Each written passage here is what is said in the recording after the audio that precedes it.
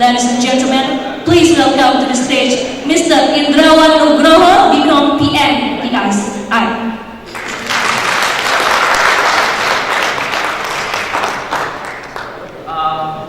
Hello, good morning everybody. Assalamualaikum warahmatullahi wabarakatuh. Peace be unto you all. My name is Indra. Allow me to spend 90 minutes with you to share something which I found very interesting and hopefully we can all learn from this topic. But before, I'm very delighted to be here again. This is my third time as speaker at SymEx. And the second time of being a keynote speaker. So thank you for the opportunity given to me to keep coming back here, sharing and learning with everybody here. So round of applause to the committee and everybody here. Thank you very much. My name is Indra. My full name is Indrawan Nugroho, but you can call me Indra. I am one of the founder of Kubik Leadership. Kubik Group is actually a HR consulting company founded 18 years ago and now has become one of the prominent HR consulting company in Indonesia. Just 2 years ago, I founded another consulting company, but this time we take a different directions. So instead of focusing on HR, I focus more on the innovation side of operations. The consulting company is called CIAS, stands for Corporate Innovation Asia. We help corporations to design and implement innovation within the organization so they can keep being relevant and finally even thrive in their industry. This is a bit of my credentials. I'm not going to read all of this. I'll put my time to better use than just reading my slides. But just to mention that I'm still a student, I met actually some of the students that I've met last week at one of the events. So I'm just here to say also that I'm also still a student. I'm working on my dissertations, focusing on business growth and strategy. I'm a father of 4 and I live in Jakarta, Indonesia. This is my 4 books. The books on the top focus more on the leadership side of the organizations.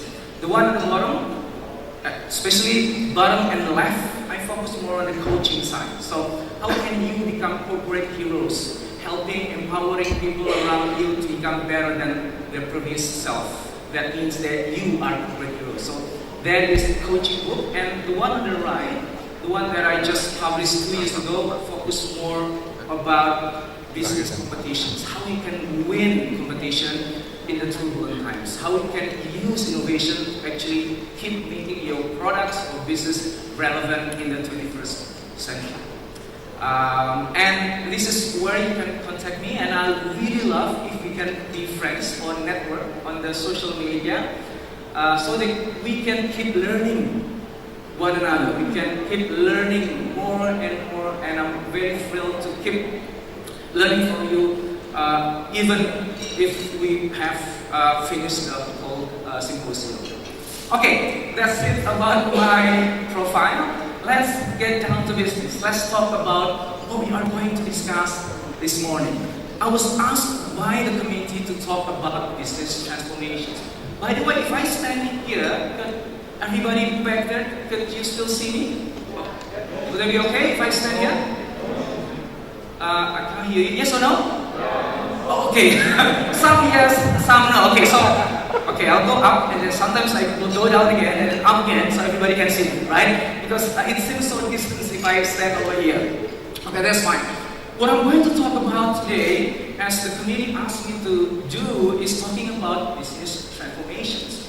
The original title of my session is Business Transformations in the Era of Uncertainty. But then I changed the title. Because I don't want to talk about concept. I don't want to talk about theories. I want to talk about real things. Because we can learn so much from real things, from the things that already happen to other companies around us. So what I would like to do this morning is to tell stories about corporate survival. Especially there are 3 companies I like to tell their stories about, which each of these companies They were great. They are like the leader of the industry. They are the king of the industry. And somehow, their fortune fell and went near bankrupt. But then something miraculous happens. They rose up and then become stronger, become bigger than ever. Now, I believe we can learn from them. I believe we can take insight from these stories and then apply that insight to our own organizations, and then maybe we can find our own unique ways to transform our business, to make our business even bigger, even more relevant to these current threats and opportunities in the 21st century disruptive era. Okay, so enough chit chat, let's begin. I will begin with this slide. See, I'm coming down here. It's just becoming a habit.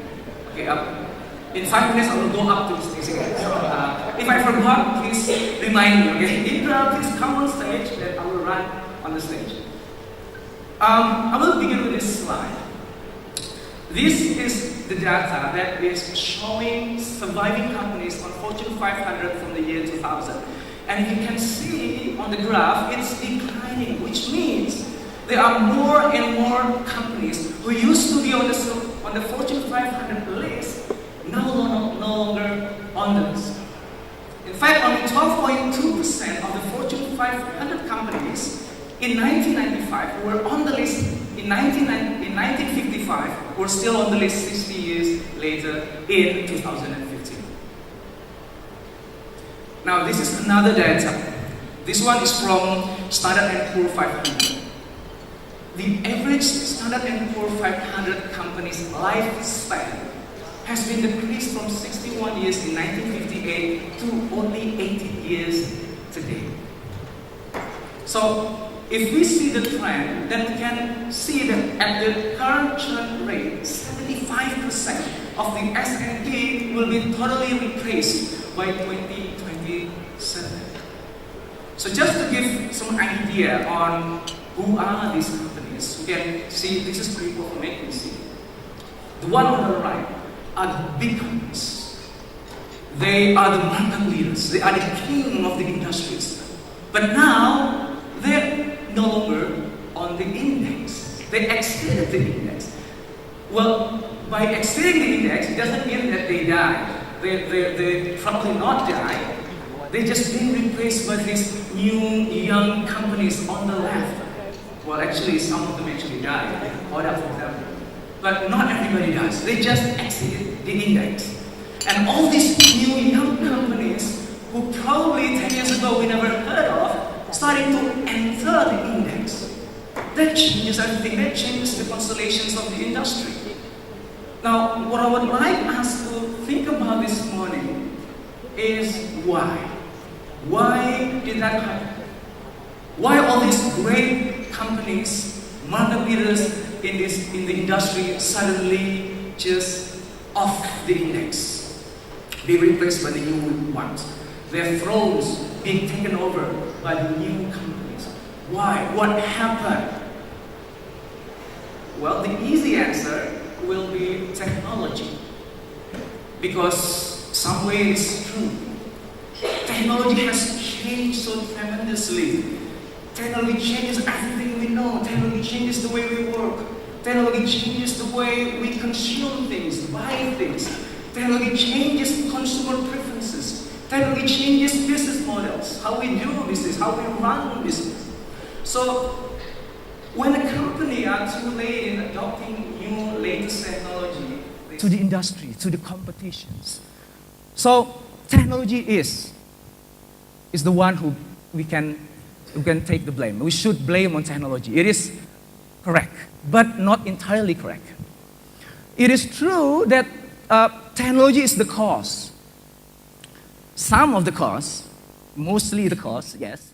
So if we think that technology causing all these disruptions, technology causing all these big companies to actually exit the index, dying even, then it is logical for us to think that maybe technology also the answer. Maybe technology is the savior. So if we can somehow have the money to buy all the technology we need and adopt all those technology into our business, infusing technology in our products, infusing technology in our business process, infusing technology in our business model, then maybe we can survive all this disruption, all this uncertainty. Maybe we can stick on the SP 500 a little longer, on the Fortune 500 list a little longer. Is that the case? Well, if it is, then the solution is simple, right? You buy technology, adopt them. If you don't have the money, you loan money from the bank, buy technology, and voila, you will stay on the Fortune 500. You will stay on the SP 500. But don't you think all those companies exceeding the index, all those companies getting off the Fortune 500 list, they are all companies who has all the money they need to buy new latest technology, right? So they shouldn't be out from the index. And they are actually adopting technology. So if technology is important, technology alone somehow cannot save these companies. Technology is not enough. It is important, but not enough. So what actually will save your company from being disrupted, from being taken out from the index? Well, what would actually save us is actually something much more subtle. I would not disregard technology. It's definitely, we really need to adopt latest technology, yes, but again, it's not enough. What would save us is actually something more subtle. The question is, what is that? What is these subtle things that all those great companies miss somehow because it's so subtle, that actually they hold the key to our survival, to us being still on the index, or even replacing those companies on the index? What is that subtle things? Now, that is exactly the questions I like everybody in this room to find the answer. How do you do that? Well, I'm going to tell you the story of these three great companies, right, as I mentioned before. And at the end of me telling the story, I would like you to discuss within your group, within the tables, and then come up with the answer. What is that subtle things? One thing that big giant companies somehow missed, not doing it right. And then that is the key of their downfall, and also the key of their turnaround stories. So are you with me on this? Is it okay if I ask you to have some discussions after I tell the story? Would that be okay? Okay? Okay, great. Okay, because I want you to find the answer, not me. My job here is just to tell you the story. So you have to find the answer yourself. Right? Is that a deal? Oh, I don't hear you. Is that a deal? Okay, excellent. Round of applause for everybody here. Thank you. Okay, thank you for bearing this with me. Okay, let's find out, okay? These are the three companies that I would like to tell the stories this morning. Like I said earlier, these are the giants of the industry. They are the market leaders. They are the king. They are the icon, the symbol of the industry. Number one, IBM is the king of the computing industry, the market leader, the icon. Second is Harley-Davidson, the icon of motorcycle industry, especially in the US, now in the world. And last one is Lego. Lego is a what company everybody knows, everybody plays Lego. It's a toy company in the toy industry. They are all the icon, the change maker. Now, they all share the same faith. They were all great, and at some point, they just fell. But somehow, they find a way to rise up again and getting stronger and bigger than before. Why? Is that because of technology? Apparently not. So because of what? Because of that subtle things, which you will find after I'm telling the story. And you will tell me about this. Okay, so let's begin the story. I will begin with Lego. So who hasn't played Lego or at least stepped on Lego bricks once in a lifetime, at least? Oh, so you haven't played Lego or stand on a Lego bricks? So, okay, Lego is a toy company. If you see those little bricks with different colors, you know, your children, the kids put them together, build castles, build cars and everything. Those are Legos. I will show you the toys later on the slides. Okay, let's begin with the beginning. begin with the beginning. Lego was founded in 1932 by a guy called Ole Kirk Christensen. This is the picture of him with his 4 sons. It was during the Great Depression, so Kirk Christensen is actually a failed carpenter. He just lost his business. And it was during the Great Depressions in America and Europe. And not long after he lost his business, he also lost his wife. So it's a very sad period for him and the whole family. And he was so sad looking at his children, missing his mother. So he's trying to fill that void. How could he do that? So he was a carpenter, right? So he can build things, make things from wood. And he began creating toys for his children, to make his children happy. And this is the first toy he made for his children. And apparently his children love the toys. They keep playing with the toys. So Kirk had this idea, if I made more of these toys, I can sell it to the other kids, so I can make other kids happy. And at the same time, I'm also making money, so I can still put food on the table for my kids. And Kirk started making lots and lots of different toys. And Lego was founded in 1932 out of love of his children. So this is 1940. The business of Lego is okay, it's good. It's actually making money, making them survive the Great Depressions. And in 1940, Kirk had this idea to invest in a new technology at the time called the plastic injection, molding plastic injections, where he can create toys using plastic cheaply and faster. And he can create more toys than he could ever make before just using his bare hands. And so he did, he invested on that technology. And since Lego toys made of plastic, and he produced lots and lots of toys. Unfortunately, the market did not respond well. He still sell the toys, but not as he expected. Until his son, Godfred, in 1950 came up with this idea of creating a brick out of plastic. But this is not just a brick. This brick has an interlocking system which you can put bricks together and not fall apart. The idea is simple. Would it be nice to give resources on the hand of children so they can build their own toys out of these simple components? And that's what happened. When Godfred created these first Lego blocks and put it on the hands of kids starting to use imagination to build houses, to build towers, to build bridges and cars. And it's just took off since then. In 1958, they got the patent for this interlocking system, the Lego brick interlocking systems. They call it the Lego system.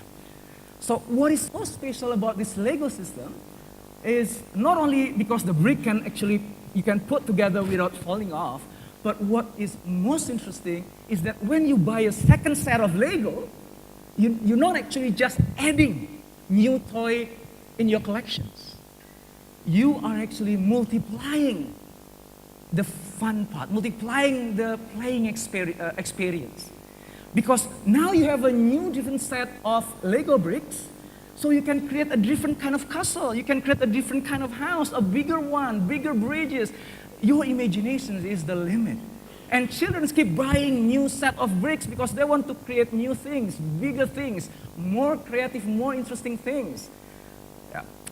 In 1974, again, still the son, Godfred, who continued the business after his father died, came up with another idea of creating this minifigure. He thought that, would it be nice if kids not only build houses, but can create story around that house? There's a mom, a dad, a children who play in the house. Would it be nice? So he created this minifigure in 1974. But this minifigure had a problem. This is so simple, and actually the size of the minifigure is quite big. So when you build a house using Lego bricks, the minifigure could not fit into the house, right? Because it's different scale. So he thought again and again, and then came up with a new version of the minifigure in 1976. He made the minifigure smaller so it can fit into whatever that the kids is building, either a car, a house, bridges, anything. in 1978, he perfected the minifigure by making the minifigure has something protruding out from the head. There was none before. You guys played Lego, right? So, okay. And as you see behind the minifigures, there's holes, right? So you can actually fit the minifigure into the whole Lego set, right? So it won't fall off when the driver sort of like inside the car and you play racing the cars and everything. So it was just perfect. Kids just love it. And then he innovated even more. He created the themes, the box set theme. Now kids can buy a different set box with the different themes. One theme is about castle. Another theme is about space. Another theme is about racing car, about police. Now the imaginations of kids just ran wild. Kids can create their own version of story of pirates, and they can even mix and match all these different sets. You have castles in space, you have racing cars with the police, and the police caught the astronaut, whatever. Again, imaginations is your limit. And since then, the sales just went up. The growth of Lego is unprecedented before in the toy industry. It actually grew 14% for 15 years. Which means it doubled the size every 5 years. This is the golden time for Lego until time ends for the golden time. Stagnation happened to Lego afterwards. From 1993 to 1998, Lego didn't grow. People still buy Lego, but at the same pace of growth. There's no growth in Lego. So what should be done by the management of Lego? What should they do to boost the growth once again? Well, there's an idea. Let's triple the production. Okay? Create more toys and push all these new toys out there in the market. Hopefully, some people actually buy these toys, and then the growth will start to catch up again. Unfortunately, when they tripled the productions, it wasn't not accompanied by the increase in sales. So you can imagine Lego is a fixed cost business. Once you produce Lego, then it will be a sunk cost, right? And when nobody actually buy the Lego pieces, you are losing lots of money fast. And what makes things worse is during that time, there was a depreciation of Danish kroner against the US dollar. So the Lego piece is becoming more expensive than the competitors. Another things that make things even worse is that the competitors, they actually outsource the production to China, making their toys more cheaper. And in that era, not only they stuck with all this inventory consisting toys that nobody wants to buy, they also cannot sell more because the price is no longer competitive. So again, the management have to think, how do we get out of this? Okay, the plan A did not work. We tripled the production, we lost more money.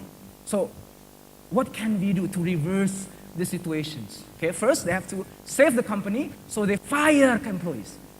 Okay, classic technique for surviving during crisis. Yeah, they fired 1,000 Lego employees. Does that solve the problem? No, but at least it cut the cost. Okay, so how do we actually save the company? Cutting the cost is not enough. We have to really save the company. Okay, what do? We have to innovate, because innovations is in the DNA of Lego. So we have to think something new. We have to think out of the box, creating more toys, new toys that kids will love. So what they did then is they replaced the old toy designer within the company with a new one. They recruit 30 young designers from top design school in Europe. 30 of them, new, fresh graduated from the best design school in Europe, put into their R&D lab, and then they were asked one thing: create new Lego toys. And please use your imagination, think out of the box, just create something nobody ever thought about, and once again, we redefine the industry. And then they actually did. They actually created new toys, different from what Lego used to make. This era is called the innovation era. of Lego, where Lego aggressively innovate in all aspects of toy creations. And this is some of the toys being created in that era. There's Lego Scala, Lego Snap, Lego Jackstone, and Lego Primo. It's completely different. How you play the toy is different from what used to be played using Lego bricks. Right? Because the idea is finding new markets, creating something different, something new. Right? This is another set box by Lego called Lego Galidor. Management of Lego actually have high hopes for these products.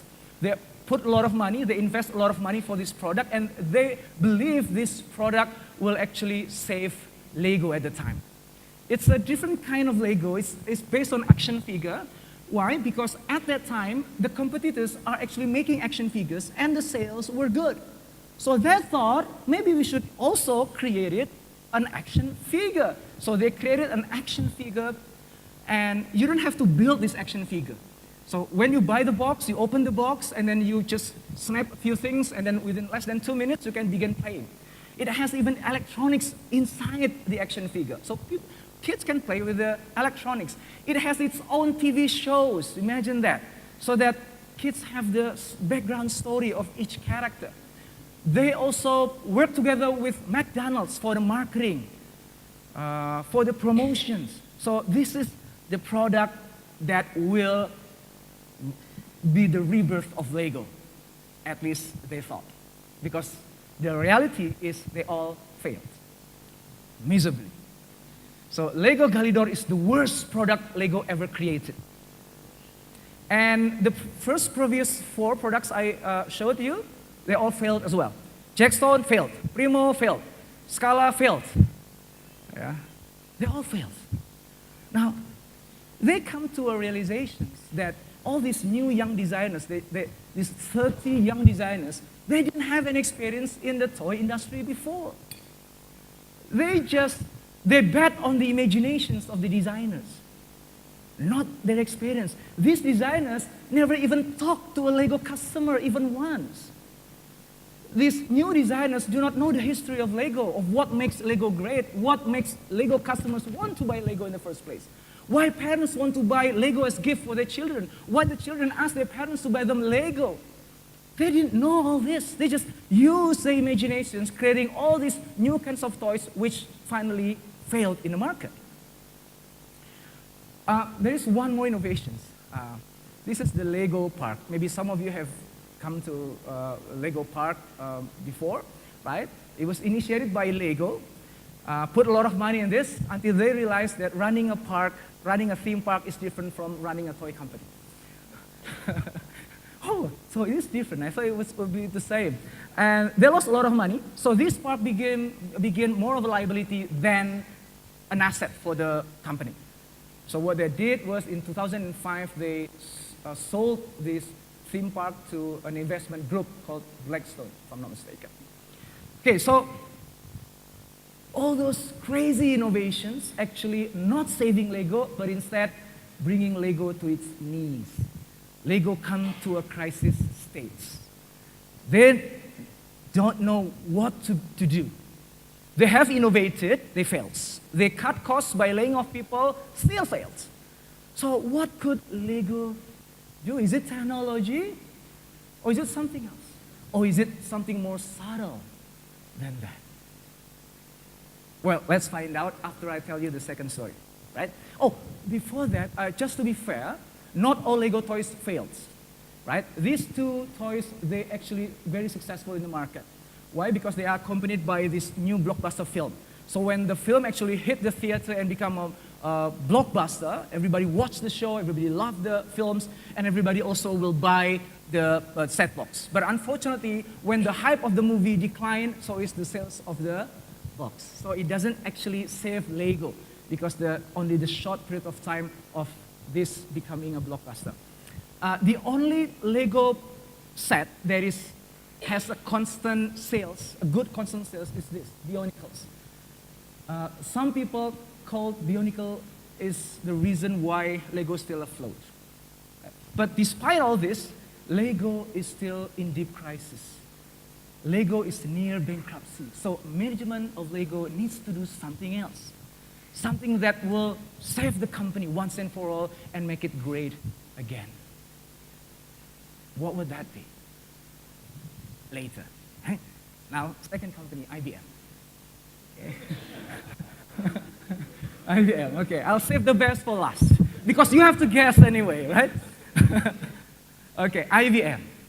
Okay, IBM is a slightly older company. It was established in 1911 by Thomas Watson Jr. It was formerly known as CTR, Computing, Tabulating, Recording Company.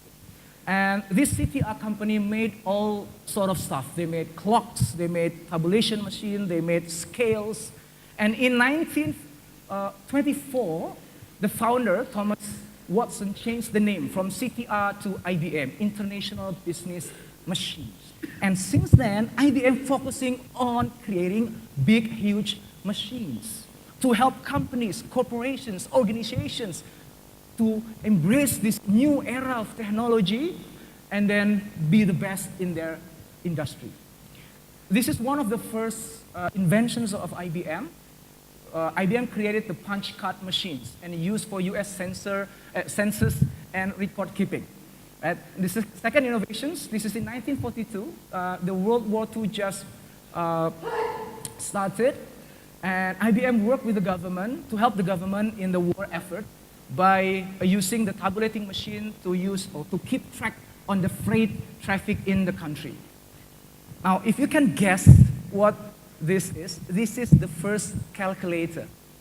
It can add, subtract, multiply, and divide numbers up to 23 digits long. The first calculator is actually, it was 58 feet long and 8 feet high. Right? IBM created this. And IBM kept innovating. This one is about magnetic tapes. So they are the first company who actually used magnetic tapes replacing the old punch card. Another innovation by IBM, the first computer disk storage. 1960, IBM created the first computer that can actually do multitasking. Right? This is 1971. If you ever touched or used floppy disk before, sometimes long ago, right? It was created by IBM. So this huge company actually defined the whole industry. They created the technology that we are now using, right? And this is the pinnacle of IBM technology at the time, which is the Ibm Pc Personal Computers. Working together with Microsoft, Microsoft provide the MS-DOS, the software side, IBM provide the machines. They together sell this IBM PC, and this just changing everything. Before, computer is a toy for big corporations. Now everybody can own computer, everybody can use computer. Every small business can use computer. And this is where IBM put their hopes of creating more revenue. Why? Because this is happening during that time. 90% of IBM sales or revenue comes from selling big, huge mainframes. And the market share, the market for mainframes is declining fast. If you see the peak is in 1989, about 1990 is the peak, and then it's just declining fast and fast and fast until nobody or very few people actually buy mainframes. And 90% of revenue of IBM comes from selling mainframes. So what could they do to keep afloat, to keep relevant, to keep making money? Okay, IBM PC is the answer. But Apple came, selling a better so-called PC with graphic interfaces, with great ad that captures the imaginations of ordinary people. Also came Compaq, who understand about engineering, about ordinary people. Then came Dell with these cheap computers you can assemble as you want, as you wish. And then came IBM Cloud with I think most of you have ever, at least once in a lifetime, buy an IBM Cloud, right? So it is a computer made by everybody. Everybody can create this computer. and make it look like IBM, and then put MS-DOS in it, and voila, you have an IBM Cloud. Much cheaper than the real IBM PC. What happened then? Suddenly, IBM doesn't have anything to sell. The mainframe, nobody buy mainframe anymore. And when they try to sell IBM PC, they cannot compete with the other machines out there. 1990s is the worst time for IBM. IBM almost went bankrupt. In 1992, they actually launched this IBM ThinkPad, which was good. The market reception was good, but still not enough to help IBM rebound from the near bankruptcy. People start calling IBM a giant elephant. Giant, big, lumpy elephant who just breaks things and cannot do anything. Even journalists at the time, they are cynical about IBM. This is, for example, Computer World says that IBM prospects for survival are very bleak. Economists said this, a company of IBM size, however organized, can't ever react quickly enough to compete. Even Larry Ellison from Oracle, company Oracle, said this, IBM, we don't even think about those guys anymore. They're not dead, but they are irrelevant. So all these big giant companies who take pride of innovations and define the whole industry somehow becoming more and more irrelevant. In 1993, for the first time, IBM posted a loss of $8 billion US. Even the IBM share fell from $43 US to only, in 1987, to only $12, about 5 years later. This is scary. All these things that they have created, the industry that they have built, suddenly they become no longer relevant. And bankruptcy is not far away. Now, in 1993, someone new came. His name is Lou Gerstner. He is the first outside leader of the company. He actually came from, he was the CEO of the American Express. He knows nothing about technology company, about running technology company. He has no experience in technology. But that somehow is why he succeeded in doing turnaround in IBM. Because he did not get trapped with all this paradigm and mindset of a techie. He saw the company in a whole different perspective. Now, before Lou Gerstner, this is the CEO, the previous CEO is John Akers. He actually came up with a solution to save IBM. How? By dividing this big giant company into small baby blues. The big company, people call it the big blues, and they will split the big blues into small baby blues. Each focused on a different technology, either is processors, storage, software services, printers. So all these smaller companies will be more agile. They are more focused and had lower cost structure. So this was already in place when Lou Gerstner came in the company. But what Lou did was declining that. He said, no, I decided to keep the company together instead of splitting into separate independent companies. Why? Because before Lou became the IBM CEO, he was IBM customer. When he worked at American Express, he knew firsthand how difficult it is to manage different technology vendors with different technology types and then try to integrate them together. It's just nightmare. So all customers out there, big companies out there who needs to adopt technology, wish there is one integrator who can help them design the whole architecture of the technology and actually build the infrastructure and help them run the technology. They don't want to work with multiple vendors, they want to work with one integrated solution provider. And based on that insight, while he was still the customer of IBM, he decided this. And it turned out that that decision is a very defining decision, not only for him, but also for the future of IBM. But again, he still has a company to save. Sales plummeting, Cost is high, so he needed to cut costs. And the first thing to do, just like Lego, what did he do? He fired people, right? Lego fired just 1,000. Now he's braver than that. He fires 100,000 people, right? Reducing costs. But not only firing people, he stopped making unprofitable products. If you knew then, IBM producing different kind of technology just for the sake of I can, because I am IBM.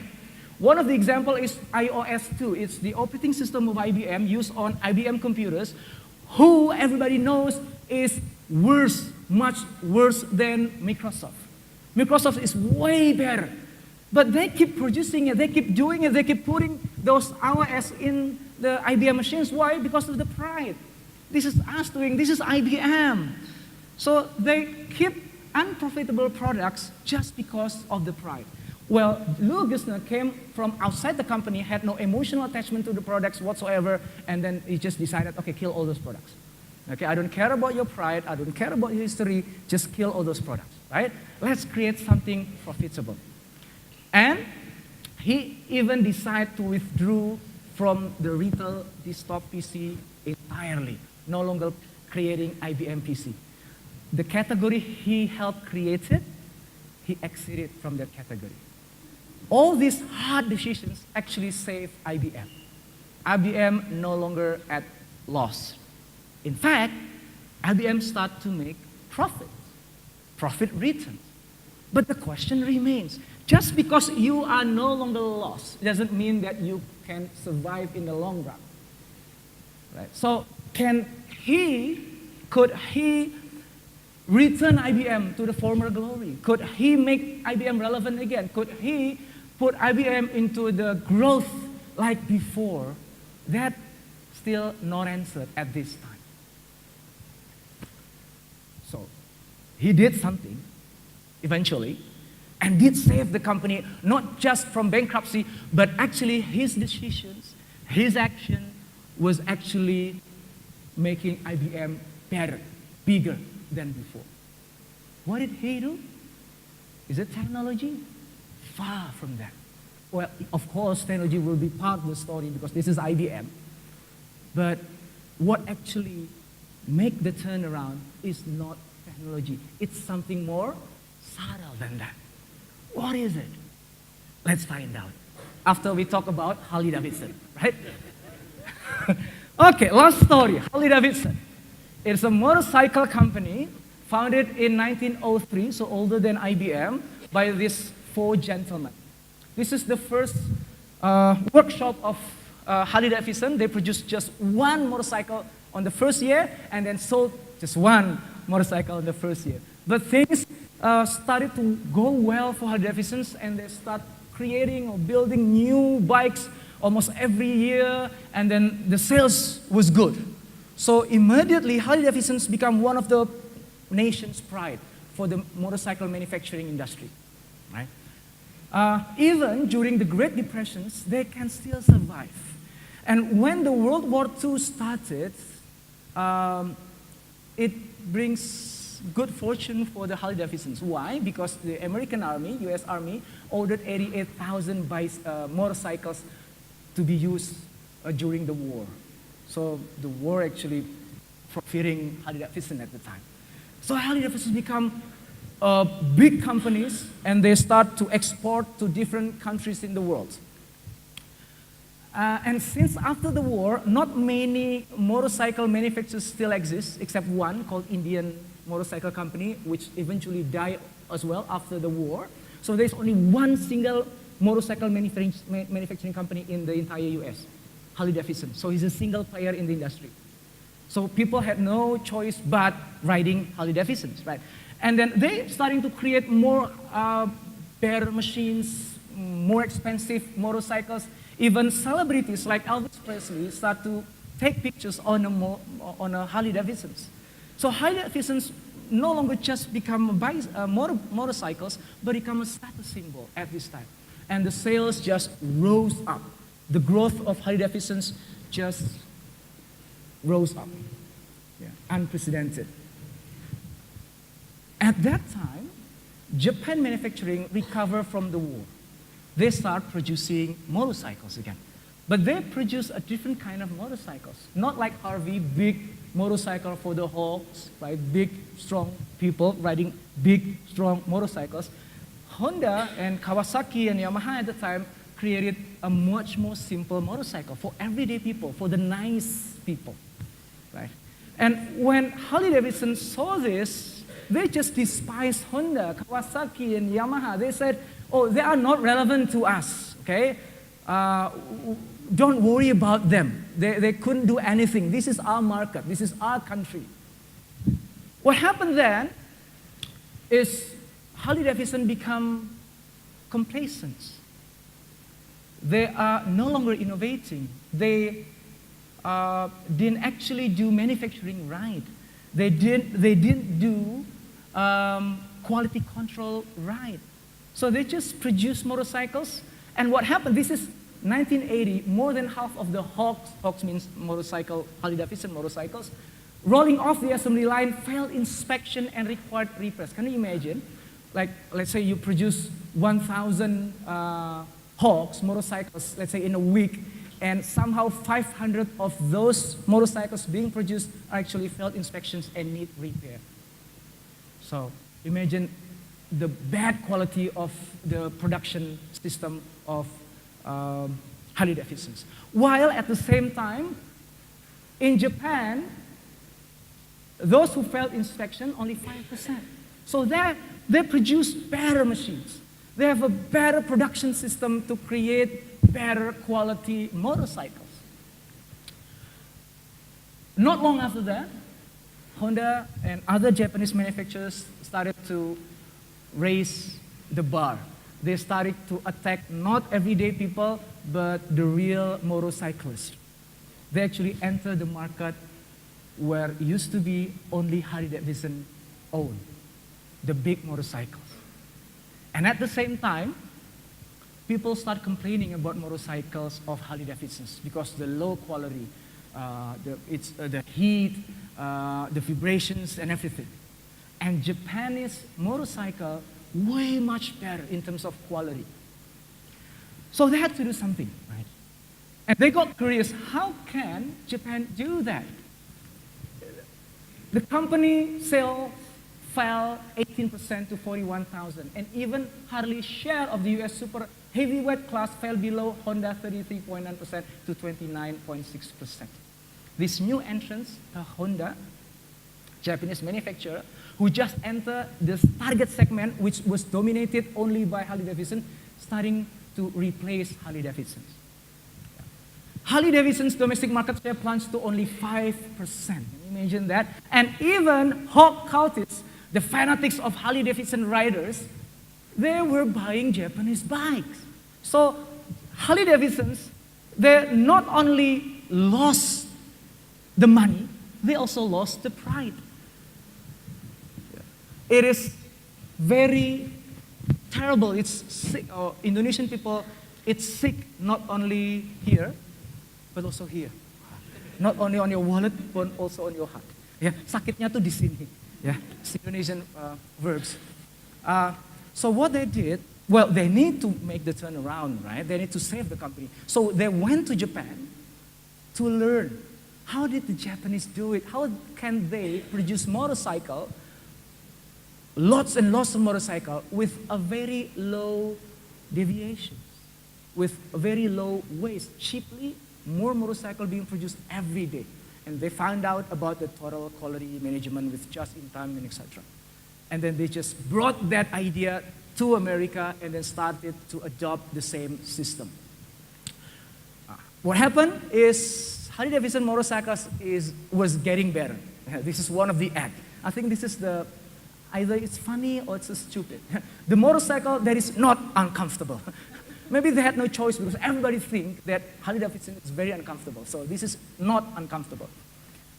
By the end of 1982, this is interesting, costs had dropped to such low levels that the company only needed to sell 35,000 bikes to break even.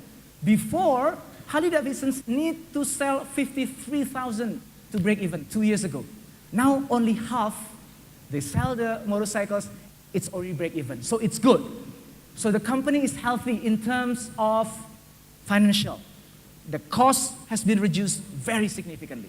However, Harley-Davidson sold at this point only 27,000 bikes in 1982. So why? People start to losing faith in Harley-Davidsons. They don't believe that Harley-Davidsons is cool anymore. Harley-Davidson have a quality motorcycles. People just don't buy Harley-Davidsons at the time. They buy Japanese motorcycles. So, if you were the management of Harley-Davidsons in that situation, what would you do? Learning from the past stories, IBM and IBM, what do you think is the first thing that the management did? Sorry, what was that? Sorry? Fire people, exactly. They fire thousands and thousands of people. It's just like recipe for surviving in the corporate world. But did that actually save the company? No. Did they put new technology into the motorcycles? No. So what actually did save the company? It is something that more subtle than that. What is that? Let's find out later on. Okay? Let's go back to Lego. Okay, I will stop messing around with you about that. Now we're beginning to see how they actually did it, right? All those stories about the golden era and then they start falling down, come to an end. Now it's about the story of rising up. Okay, ready? Let's go back to Lego. So remember, Lego was in a crisis, right? They produced toys nobody actually buy. And the Danish kroner fell against US dollars. People buying competitors' product because it's cheaper, manufactured in China. So they have to come up with a completely original idea. What did they do? What Lego did then, which actually saved the company, not only saved the company, not only companies survived, but thrived because of this, is they went back to the root of Lego. Management start to reflect. What was it that made Lego great in the beginning? Why people buy Lego products? How do they play with Lego products? Why parents buy for their children? Why the children ask the parents to buy Lego? So what they did is they went to the customer, talked to the customer, and observed how the customer actually play with Lego products. And they found out that why people play with Lego is the fun of building things. The ability to create hospitals, trains, spaceships, whatever with their friends and parents. So when a little kids got this Lego and then starting to build things and then voila, it becomes a dinosaur, for example, and he starts showing that dinosaur to his friend and then his friend said, wow, that's great. You are so smart. And then they felt good. It's like their creations are being appreciated by their friends. And when they show it to their parents also appreciate it. Wow, you are so smart. You can create this. You are so creative. And then they start to disassemble the Lego parts and then create new things so they can show it again to their friends, to their parents, so they get appreciated again. And the parents start to see the value of the Lego toys. This particular toy is actually helping my children to be more creative, to build new things other than just breaking things, right? So parents want to buy Lego so that the kids could be more creative. The kids love to buy Lego so they can play with it, creating new things, showing it to friends, and start mixing up with different set of Legos. I remember when I was a kid, I have my Lego sets. I mix them all together, and my neighbor, also a fan of Lego, he had his own different set of Legos. And then one day, we came up with an idea, hey, you know what? I have a full set of Lego bricks. You have a full set of Lego bricks. Why not we combine our Lego bricks together, right? So we can create bigger things, bigger airplane, bigger cars. Imagine that. And then we decided to actually combine our Lego bricks. And then we can create all the sort of things. We can create a mini town. We can create a moon space landing by combining my Lego bricks and his Lego bricks. Only then we actually end up fighting because we could not decide where to put all this Lego brick. Is it in my house or is it in his house? Right? So that did not end up well. But the idea is creativity, building things. So by understanding the customers, why they like Lego in the first place, how they play Lego, the company made a policy, a new policy. Instead of telling the R&D people to use your imaginations, create all the new toys with out-of-the-box thinking, no, they started creating the box. They standardized everything. They standardized how the blocks should be made, the size, the color of the blocks. So you can't use all the colors you want. Here are the palettes of colors you can use. Because from our research, these are the colors that kids love, the parents love. Okay? And these are the pieces that you can make. Don't create new pieces that is not relevant to this chart. Well, at first, maybe the designers think, oh, this is limiting my creativity. But instead, when you create a box, when you create a boundaries on your innovations, creativity ignites. You start thinking new things, different things. And this two set-top box was created because of that. Now, these two set-top boxes are different from the previous one. The first one is the Lego Legends of Chima. Right? It has a very strong storytelling part of the game. And it's very unique. It's different from castles and space, etc. It's very different. But it followed the guidelines of Lego. Either the size of the bricks, the form of the bricks, all this interlocking system, so that when kids buy this, not only they can create a new type of Lego, they can combine it with their old Lego. Right. The other one, the purple one, is Lego Friends. It is targeted for a different market segment. This is for young girls, as you can see in the picture. Still, all standardized with a set of colors, set of Lego bricks, so that they can mix and match with different Lego sets. What happened then? They start making the sales.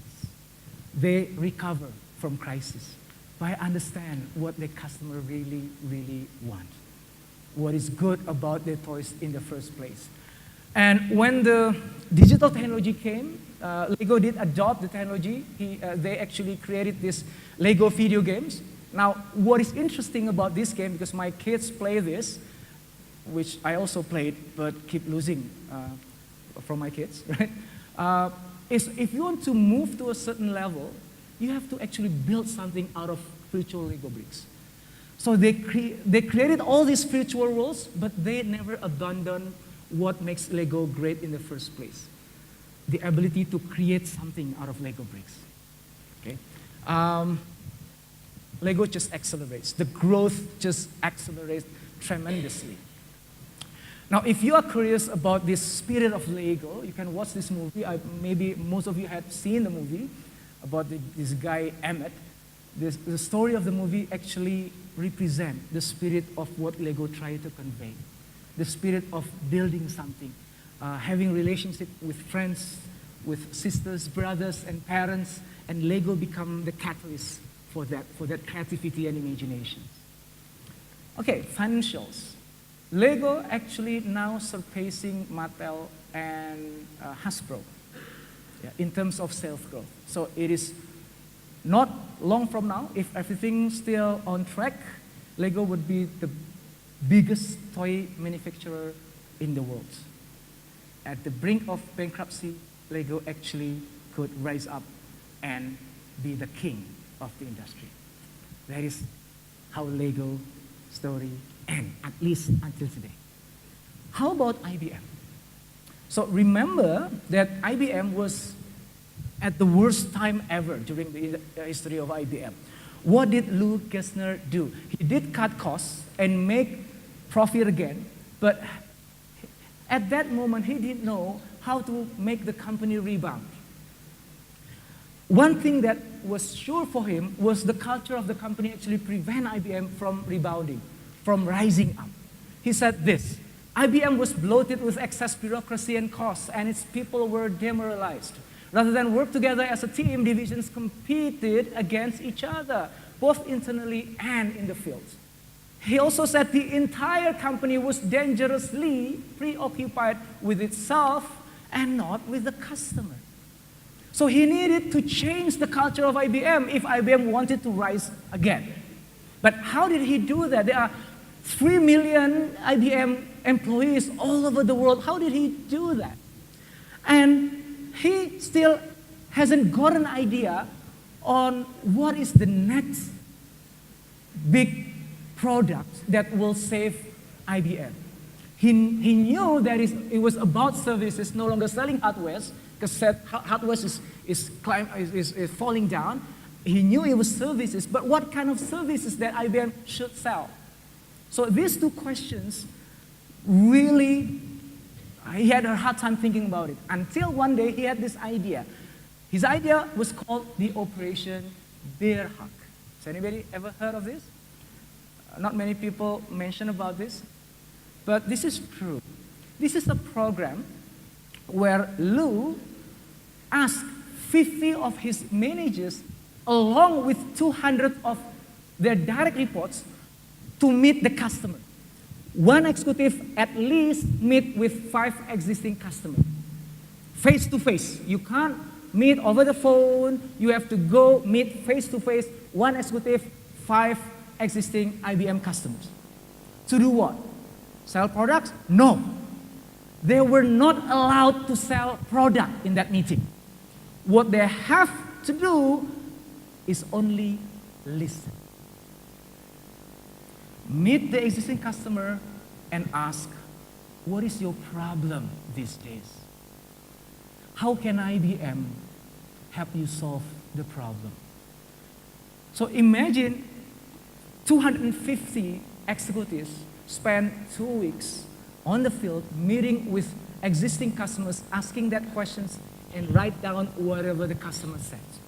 All those informations were brought back to the management and to Lou and then analyzed. The result of that program was amazing. First, these executives, IBM executives who were too snob, they think they know everything about customer, suddenly realized they don't know anything about the customer. And the culture for customer empathy begins to rise at IBM. Okay, that's just the first. The second one, which is most importantly, that defined the future of IBM, is this. During the conversations with the customer, they found out that a lot of IBM existing customers, they are curious about the internet. It was a new technology at the time. They all know that the future is on the internet. They're just not sure how their business can actually use internet to grow the business. They don't know about internet, how to integrate with the business, with the product, with the business model, how to make money out of internet. And that gave birth to a new business line set by Lou Gessner called the E-business, IBM E-business. IBM E-business is simply the way IBM can help IBM's customer to transform key business processes by using internet technology.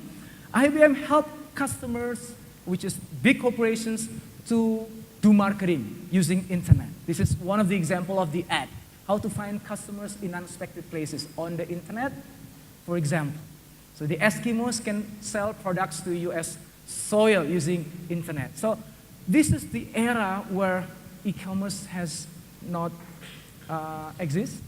Okay, this is the early stage of the internet. And IBM also helped corporations to actually build the infrastructure needed to make sure that the internet business will be run smoothly. So this is actually what defined IBM today, and not only saving IBM today, but making IBM grow bigger and stronger than ever. If you see this chart, see, this is showing the percentage of each business line contributes to the total revenue of the company. The blue line here represents the hardware. So as you can see, the percentage of revenue contributed by hardware sales is declining very rapidly, replaced by the yellow line, which is the services business, which the percentage of revenue contributed by services business actually went exponential and redefined IBM today. If it were not because of the program, the Operation Bear Hug program, maybe we don't see IBM as we see IBM today. So that's how IBM not only survived the crisis, but thrive in the crisis and become stronger as we see IBM today. So what is that very subtle things? You probably have guessed, right? Harley Davidson. Okay, very short. What they did is actually creating this program. This is called the Super Ride program. It is actually simply a test drive program. So they work with about 6,000 dealers across US and invited all the potential customers of Harley Davidsons to come to the dealer and then try firsthand the new Harley Davidson motorcycle. They want to show everybody that we have changed. Our products is much better, higher quality. So they believe when people actually drive the new Harley Davidson, they will fall in love with it and they will buy Harley Davidson instead of Japanese motorcycles. And so what happened is 40,000 existing customer and potential customer actually came to the dealers. They all actually tried the new Harley Davidsons. And those who came, interestingly, the management noticed something quite interesting for them. Why? Because the people who actually came to the dealer, they wore all these attributes with Harley Davidson logo on it. They wore jackets with Harley Davidson logo. They wore hats with Harley Davidson logo. Even some of the people attending the event, they have tattooed on their skin with the Harley Davidson logo. And then it struck them. Management of Harley Davidson realized something they did not realize before. People buy Harley Davidsons is not just for the quality of Harley Davidsons. It's even irrelevant talking about quality when it comes to Harley Davidson.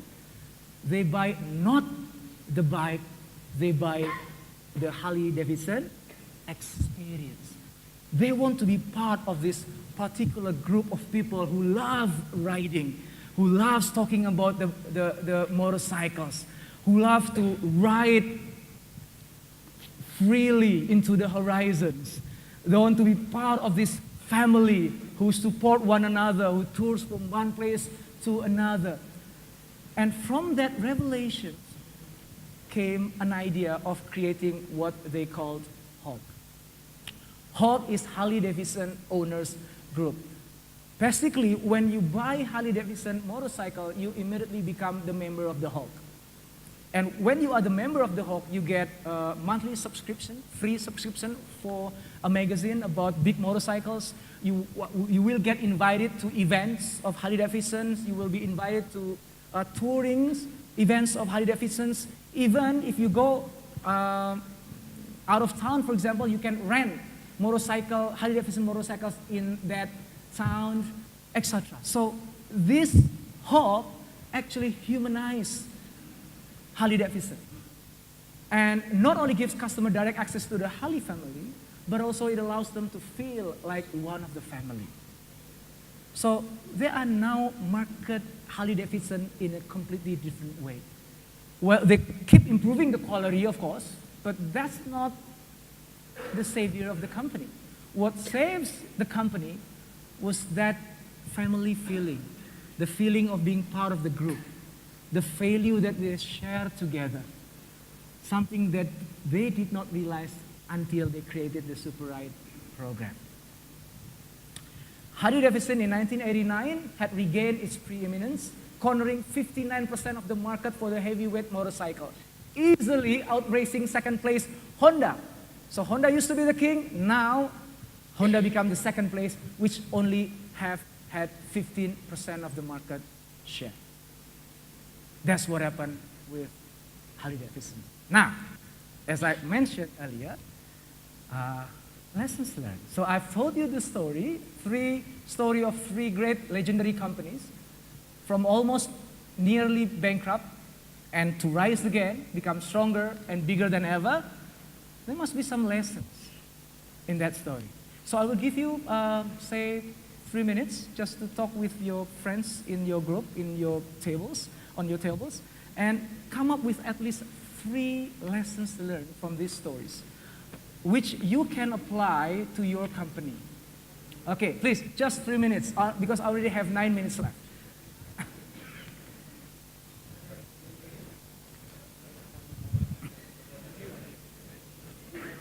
I mentioned earlier about these subtle things. What do you think is that subtle things that not only make the company survive, but also thrive?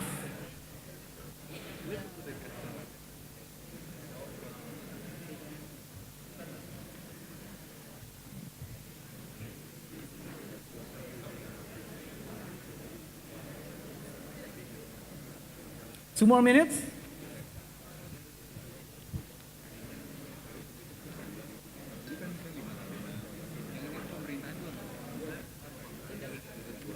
What is that subtle things that I kept mentioning from the beginning of my presentation? 1 more minute. Yeah. 30 more seconds.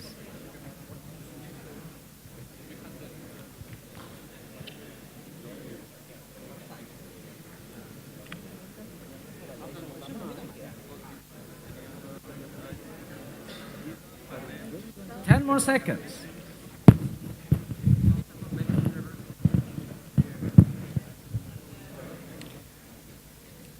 Okay, time's up.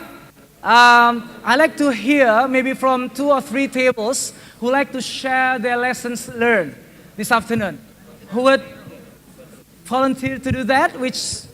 Yes, here. Can we have a microphone, please? Thank you very much. So what is the lessons learned, sir? Thanks. Well, I think what was coming up from this, we condensed as no... Can we listen to our friends here okay. for a while? Yes, thank you. Yeah, I think what comes up from what you've been telling us is know your customer is the number one. Yes, okay. Identify what the customer needs, which can be different, of course, from what the customer wants or think they want, Yes. what the customer needs. And the third thing is that identification thing, and making the customer identify with your company.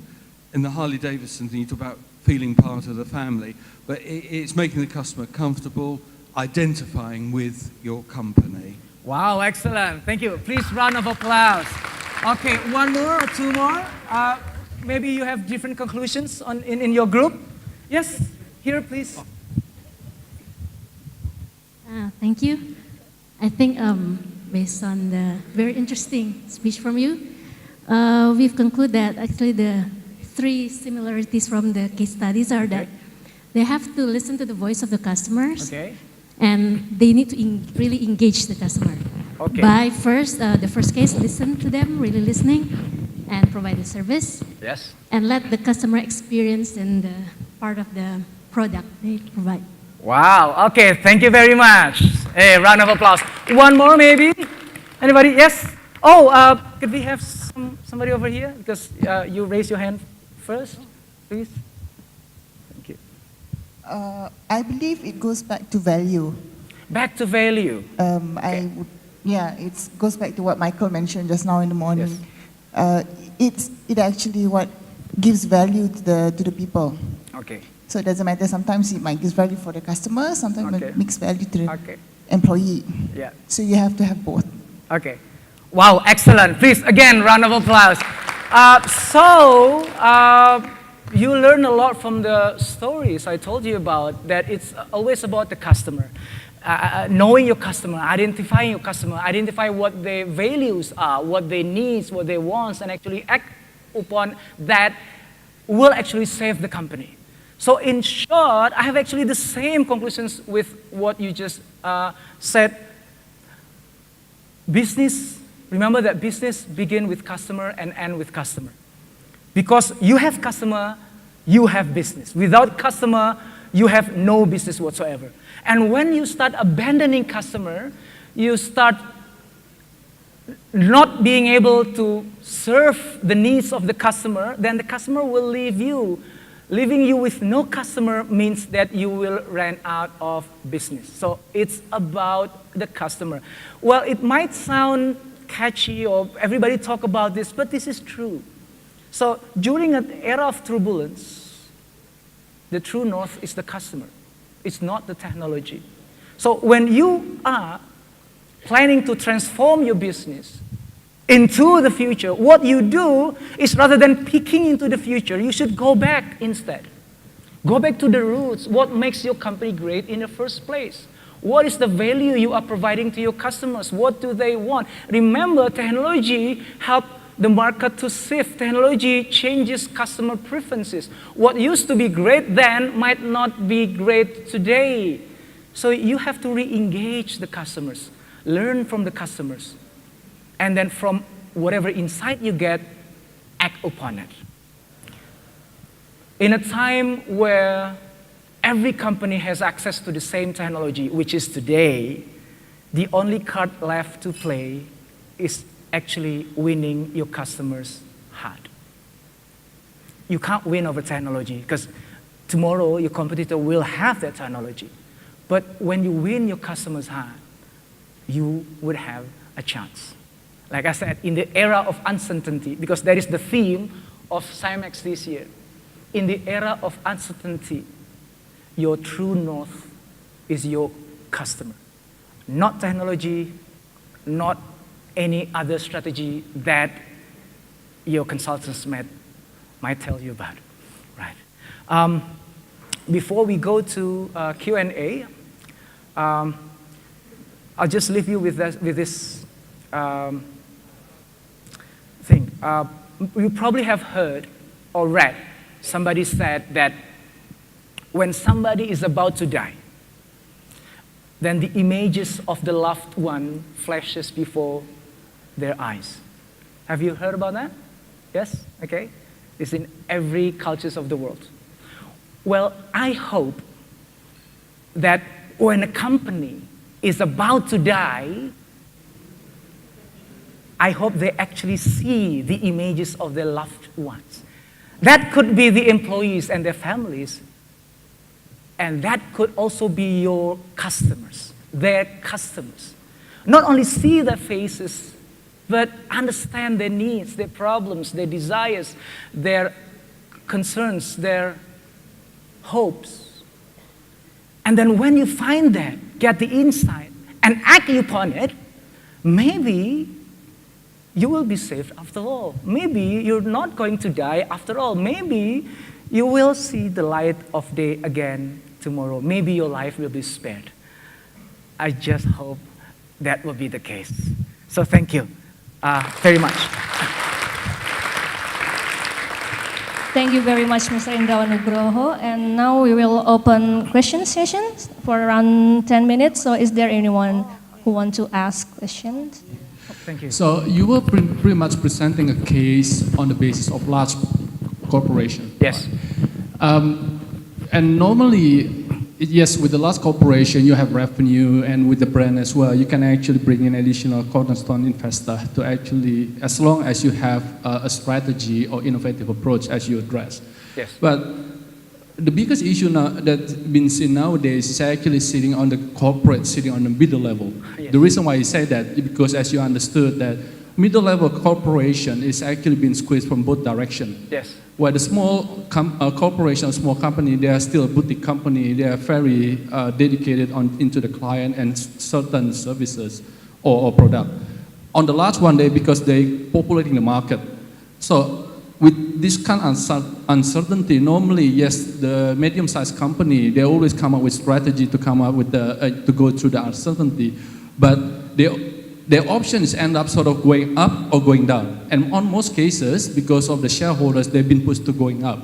And the challenge for them is actually more towards on the capital. And if they couldn't get any cornerstone investor to help to grow the businesses, the only option they have is merger acquisition. And that's what happening over the past 5 years. So I'm just wondering, what's your opinion in terms of this kind of merger acquisition? Is it something that you see is very sort of acceptable to actually prolong the life of the businesses, or is it actually something you see very negative? Thank you. Okay, first of all, merger and acquisitions is always an option for survival. But I would put that option as the last option because it might cause more problem than solving it. Different cultures, different way of working, different technology, etc. and etc. So rather than going to M&A, I would rather go, like lessons learned we just had, is go back to the customer. See, one of the mistakes corporations, big or small or medium, when they are facing with disruptions, competitions, uncertainty, is they look at the competitors. This is the basic mistake. They look at what other companies is doing. Oh, they are doing this, they are buying this, they are creating new products. And then you start finding ways to fit into that picture. So the true north, you put competitors as your true north, which is completely wrong. Because business is always about customer. Steve Blank, the father of Lean Startup, said that the objective of a business is building customer. Okay, some people would say making profits, but where the money came from, the customer. So if you don't have customer, you would not have profit. So business should focus on the customer. So during those uncertainty times, yes, M&A is an option. But my opinion, I would put that as the last option. I would go back to my customer and truly find out what their unserved needs, which hasn't been served well by competitors, unserved needs, and whereas I have the competitive advantage of providing that, providing the solutions, and only me could solve their problem. This is the same case with IBM. So Lou Gerstner was faced to make the decisions of splitting the company, but he said no, right? Because he knew as customer that customer need an aggregator of technology, an integrator of technology. And IBM is the only company that could do that. Now that is the strength of IBM. So rather than splitting the company, making small little companies, IBM become an integrator of technology. So I don't know whether this answer your questions, but my opinion, again, I will put M&A as the last part. I was involved in some of the big companies' M&As in Indonesia, and the two companies that was merged together took about 10 to 15 years to actually talk well to one another. Just talk well one another. I was involved in that project for like, I think 4 or 5 years. And it's still not as expected even today, about 15 years later. So that I will put that as my last resort. If you can elaborate on other questions, maybe I could answer more precise. Is there any other questions? Sir, yes, yeah, I see that you are still.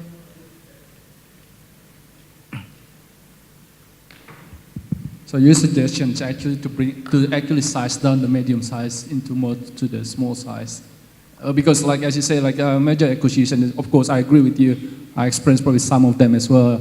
It's always challenging to actually arrange merger acquisition, and the most easiest way is you actually acquire the company and keep the company as it is, but under the big banner of the major company. But on the case of, as I say, the medium size, always the option is, normally you've been asked to be pushed up, to be larger, but capital is always your selling. So you end up sort of choosing the option where you become more boutique company and end up sort of slowing down into more half in between small and medium company. Is that correct? Again, I will always come back to the answer about customers, right? So deciding whether you will go up or down, making small companies or even get bigger, more capital, all those decisions should be made only after you truly understand the customer. So if you put customer out of the equations when you analyze things, that's where the mistakes are. So maybe the customer will be served better if you become smaller companies. And if that's the case, please do become smaller companies. Split the companies into small companies. Please do, if that serves your customer well. But if the way serving customer is by you becoming a bigger company with more capital, do that. So it would be wrong for us to do corporate planning by sitting in a hotel room like this with all these executives and consultants maybe, and then just based on our assumption, we decide where we should take our company. The only way to find the right strategy is by actually go back to the roots, talking to the group of people that actually made your business, which is your customer. And then you start devising plans, strategy, whatsoever, based on that validated information, not assumptions. Hopefully that answers your question. Thanks very much. Anyone else? Because I have to give free vouchers for the best 3 people asking the questions. So does that mean I have to give all those 3 vouchers to? Okay. Okay, I'll be here all afternoon, so you can ask me questions during lunch. I'll be very happy to. Thank you very much.